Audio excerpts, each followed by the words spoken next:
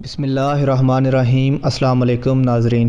ہزاروں سال پہلے دنیا میں ایک ایسا شہر آباد تھا جسے گناہوں کا شہر پومپئی کے نام سے جانا جاتا ہے۔ یہ شہر کہاں آباد تھا اور اللہ رب العزت نے اس شہر کو کیسے تباہ و برباد کیا، اور یہ شہر کس نبی کے زمانے میں آباد تھا، اور یہاں کے لوگ کون سا گناہ عظیم کیا کرتے تھے کہ آج تک عبرت کا نشان بنے ہوئے ہیں، یہی ہماری آج کی ویڈیو کا موضوع ہوگا۔ اور آج ہم آپ کو پومپئی شہر کے حوالے سے حیران کن اور انتہائی عبرتناک معلومات فراہم کریں گے۔ مگر ویڈیو میں آگے بڑھنے سے پہلے اگر آپ ہمارے چینل پر نئے ہیں تو برائے مہربانی ہمارا چینل بیسٹ انفو سبسکرائب کر لیں، جہاں آپ کو بالخصوص اسلامک ہسٹری اور بالعموم دنیا بھر کی منفرد معلومات پر مبنی ویڈیوز ملتی رہیں گی۔ ناظرین، حضرت داؤد علیہ السلام کے زمانے سے آباد شہر پومپئی موجودہ اٹلی کے شہر نیپلز کے قریب ایک قدیم رومی شہر تھا۔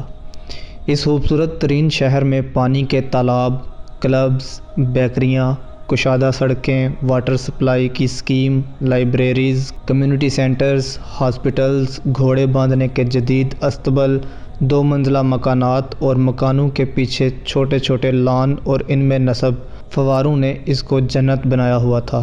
یہ دنیا کا پہلا شہر تھا جس میں زیبرا کراسنگ شروع ہوئی تھی۔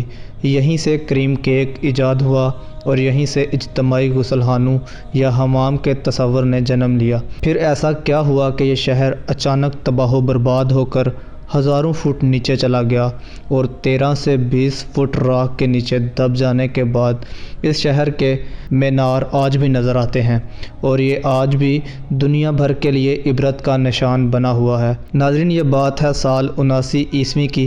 اس قصبے کے قریب واقع ویسوس کے آتش فشاں پہاڑ سے ایک لاوا پھوٹ پڑا جس نے چند دن میں اس شہر کو صفحہ ہستی سے مٹا دیا۔ اس دور کا انتہائی ترقی یافتہ یہ شہر 13 سے 20 فٹ راکھ کے نیچے دفن ہو گیا۔ آج بھی جب پومپئی کی باقیات دریافت ہوتی ہیں تو وہاں کے رہنے والوں کی لاشیں بے گور و کفن اسی حال میں ملتی ہیں جس میں وہ اپنے آخری وقت میں موجود تھے۔ کئی گھروں میں روزمرہ معمولات زندگی کے آثار بھی ملتے ہیں جو جوں کہ توں ایسے ہی رکے ہیں جیسے کسی نے جادو کے زور سے انہیں روک دیا ہو۔ کچھ عرصہ پہلے شہر پومپئی کی تباہی کی ایک تصوراتی ویڈیو آسٹریلیا کے شہر میلبرن میں ایک نمائش میں پیش کی گئی تھی، جو اس وقت آپ اپنی اسکرین پر دیکھ رہے ہیں۔ پومپئی میں زندگی اچانک موت میں تبدیل ہو گئی۔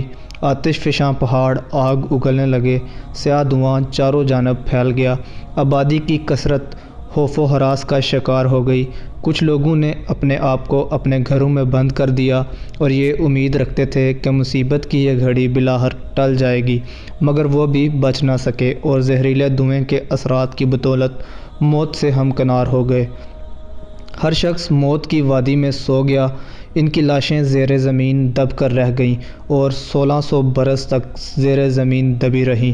ناظرین، سوال یہ ہے کہ قدرت نے اس دور کے جدید ترین شہر کو کیوں اچانک تباہ و برباد کر دیا؟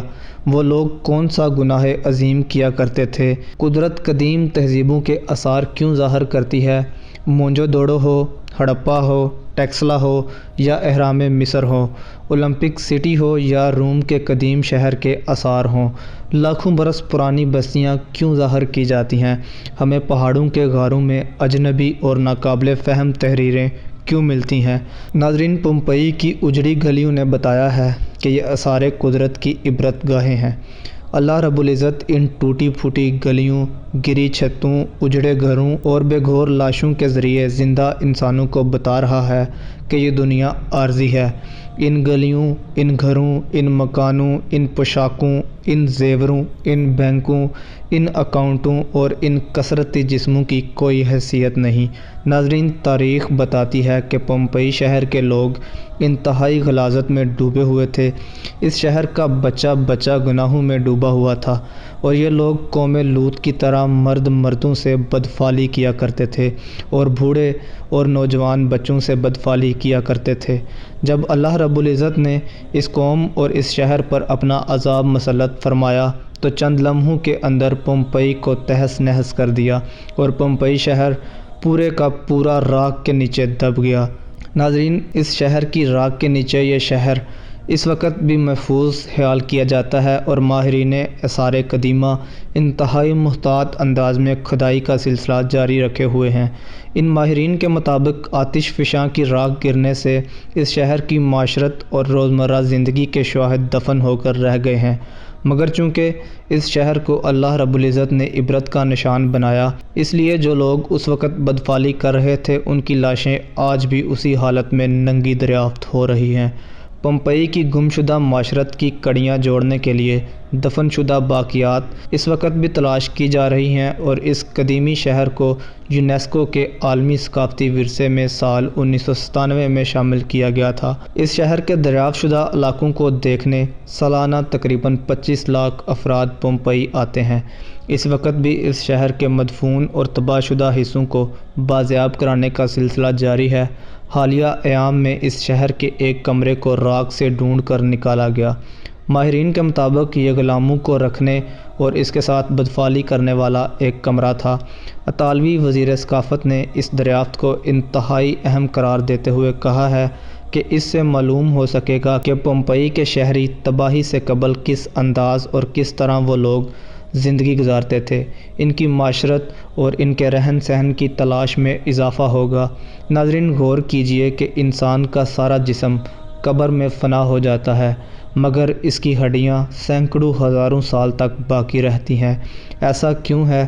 کیونکہ یہ بے نام اور شناخت ہڈیاں دیکھ کر زندہ انسان عبرت پکڑ سکیں، یہ جان سکیں کہ ان پر ایک ایسا وقت بھی آئے گا جب ان کی شناخت، ان کے تمام شناختی نشان، ان کا چہرہ مہرہ، حرکات و سکنات اور ان کا تکبر، غرور، سب کچھ مٹی میں مل جائے گا اور باقی صرف ہڈیاں بچ جائیں گی، اور اللہ رب العزت کی ذات کے علاوہ دنیا میں کوئی طاقت ان ہڈیوں سے شناخت نہیں کر سکے گی کہ قدرت اینٹوں اور گھروں کی گلیوں اور انسان کی ہڈیوں کو اس لیے محفوظ رکھتی ہے کہ آنے والے لوگ قدرت سے یہ شکوہ نہ کر سکیں کہ تم نے ہمیں ہدایت کا موقع فراہم نہیں کیا تھا۔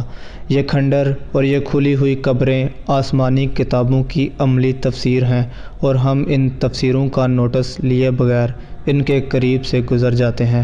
ناظرین، اسی امید کے ساتھ اجازت دیجیے کہ آپ کو ہماری ویڈیو پسند آئی ہوگی۔ ملتے ہیں بہت جلد ایک نئی تاریخی، تحقیقی اور معلوماتی ویڈیو کے ساتھ۔ اللہ رب العزت آپ کا حامی و ناصر ہو، آمین۔